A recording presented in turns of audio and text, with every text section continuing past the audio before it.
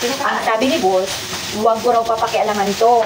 Siya raw magluluto kasi ang luto ko raw hindi niya maintindihan kung ano yun. Pero naubos. Saan ka pa?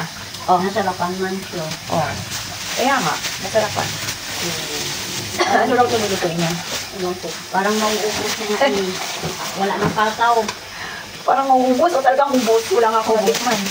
Wala din ako eh. Ubos siya eh. O, ganun nga lang. Wala tayong magawa. Siguro. Ano raw ba yung niyang lulutuin na yun? Ano daw? Nang-sasyado daw. Sarsyado? Ay, ito. Yan una.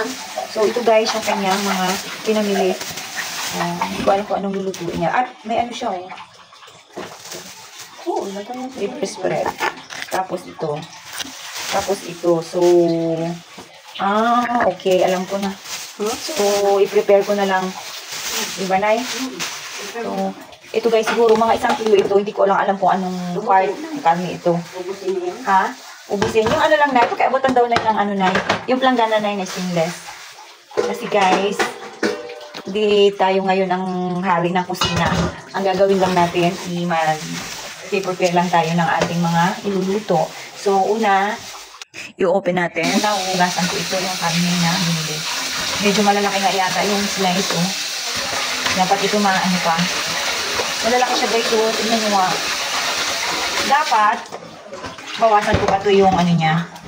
Yung slice niya, gawin natin maliliit. Parang malalaki ang subo.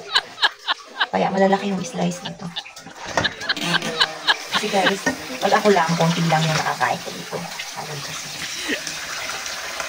Bakit, Nay? Anong sabi sa'yo, Nay? Anong utos niya sa'yo? Anong sabi niya? Balatan ko daw ang mga patatas. Tanong ko kung ikaw magluto. Ang sabi mo? Daw. Siya daw. Okay, mas maganda nga yun eh. Kaya lang natin yung luluto. Wala akong gagawin. Ang ginagawa ko guys, binabawasan ko ito yung karne, yung slice ng karne kasi medyo malalaki yung hiwa. Hindi natin kayang lulukin itong ganitong klaseng karne. Kaya babawasan natin. Marami na nga ito eh. Iwan lang, baka masiga na naman ito na. So, oo nga eh. Ang gagawin ko guys, dahil siguro lampas ito 1 kilo eh. Mga 2 siguro to. Ang gagawin ko, dahil masyadong marami ito yung karne, babawasan ko kasi pwede pa to siya panggisa doon sa mga gulay na lulutuin namin ni Nanay. Di ba, Nay? O, yan. Tinutulungan ako ni Nanay sa pag-prepare ng aming lulutuin ngayon. Pero hindi na kami ni Nanay magluluto.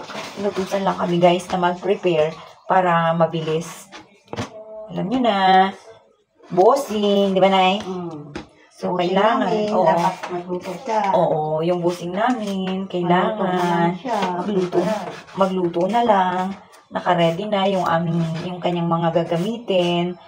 At kailangan kompleto ang mga kailangan. So, ito na po, ginagawa na namin ni Nanay. Nanay? Pabatunin ng lalagyan ito, Nay, mangkok. Yan na. Okay, para mag-print dito. Ay, sige na, doon na lang isa. Oh. Yan. Okay. Mga ganito lang guys, yung aming kukunin ni Nanay kasi gagamitin namin yan pang gisa-gisa. Ganun lang kami gumamit ng karne. Hindi kami talaga carnivorous. Oo. Baka magkamali. Guys, oo, sinisili pa kami dito sa kusina kung ano yung ginagawa namin ni Nanay. Baka magkamali kami. Baka magkamali kami ng aming mga gagawin. So, wala kami sahod. Wala kami sasahurin. Ako po, kaltas sa aming sweldo. Hirap Kaltas. na. So, ayan. Ano yan, Nay? Yan. Yan. Nanay yung taga-balat. Ako naman ang taga-slice. Kaltas ang amin pag magkamali. Pakatasan daw kami guys ng sweldo. Nagkamali kami ng pagka nagkamali kami ng gagawin dito sa kusina. So, malalaki. Malalaki pa pala ito. Wala kami nagipang-bili ng kwan. Ang pansit. Kante. O, tapos ka na, Nay. Tapos na, ito na lang. Ano yan? Patatas. Patatas. Ano yan? Ano, Nay? Nahulog, Nay. Ikaw, ano? Ha? Hindi kami nilalasan. Oo. Kaya lang may taga-bantay kami ni Nanay. May taga-alaga. Kaya daw mabantay eh. Oo. Nagsayin ka na, Nay? Ay, ito na yun. So, ayan na. Masarap talaga yung feeling na may kasama kang nagpi-prepare. Hindi iniisip mo, Di ba, Nay? Minsan may mga ganun, yung marami kang, Wow, yummy. marami ka pang mga gagawin, inisip mo. Masarap Kung ang paano aming mo ulam. matatapos. Oh, Nay, nagayan pa, Nay. Isa pa, Nay, na ano mangkok. Isa pa naman. Oo. Sarap daw ulam ni Nanay, guys. Maraming kain natin. Talaga lang. Buti nga, hindi umulan. Yan, Nanay, lagay mo, Nanay. Hindi siya umulan, maganda yung panahon ngayon. Di ba kanina nga, nagtanim kami sa, Kagban. Grabe, ang daming tao. Daming tao, guys. Kasi yun na talaga yung, ha? Brigada. Brigada? Ano yung brigada? Nagtanim nga kami, Nay, ng puno, mga sigulings doon sa Nagtanim kami ng seedlings doon sa Nupsan. Siyempre, ano yun eh? Kagiban. Piyesta ng kagubatan. Hindi umulan. Kasi mapagkaganyan, di ba, madalas pagka nagpipiesta ng kagiban dito na sa Puerto, madalas inulan. Pero buti ngayon, walang ulan. Pero ba pista? Swerte. Dati, nagsiselebrate kami every 24. Pero ngayon, 29, di ba? Basta pumatak siya ng Saturday. Mga nakaraang yung celebration ng piyesta ng kaguban. Tapos guys, sobrang saya. Kasi nga, bukod sa maputik, maulan, basta masaya. Doon kami noon. Tapos, dati, yung samahan pa namin, hindi pa dyan sa office, yung sa mga yung mga samahan sa simbahan, ganun. Kaya, iba-iba nga yung mga nakakasama namin. Ano raw, ubusin daw to? Iwan ko. Ha? Iwan ko. Nakakaiyak naman yung Nay. Yung, hindi pa rin balatan, Nay. Ha? Hindi nakakaiyak yung sibuyas. Nay, pa rin balatan, Nay. Siyempre, maiyak ka talaga yan. Naririnig niyo ba guys, yung dalawa doon maingay sa loob? Nagbanding mag-amay. Banding sila, banding. Kami ni Nanay, banding din dito sa kusina. Pagtapos na, siya naman daw. Oo, siya na naman daw magluluto. So, tutok na naman tayo doon sa cellphone natin, Nay. Nanay. May din sa akin dyan eh. May? May Nag-chat-chat sa'yo? Chat din sa akin. Wow. Inglesan ko man kinamati. Wala ka dyan. Anong kausap mo, Nay? Ha? Ano yung foreigner? Iwan ko daw si Abraham man yan. Inglesan ko man kinamati. Anong guys, sabi ni Nanay, meron daw siyang kachat.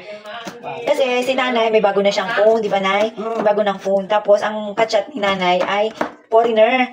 Anong mga sinasabi sa'yo, Nay? Ay, nag-English man yun. Bala kayo, inglesan ko man kinamati. Oo, gabi ka na natutulog. Di, intindihan nyo man. Bala. Diyan. Mag-a-assist lang ako dito guys sa kusina. Magluluto raw kasi ito si Big Boss ng menudo. At gusto niya, siya mismo ang magluluto. Ayaw niya ako magluto kasi nga. Bukod sa matagal daw kami magluto guys, maingay pa kami ni Nanay. Paano hindi kami mag-iingay guys? Gumagawa nga kami ng content. At kailangan namin ding mag-usap ni Nanay. Kaya ito sinimulan niya ng magluto.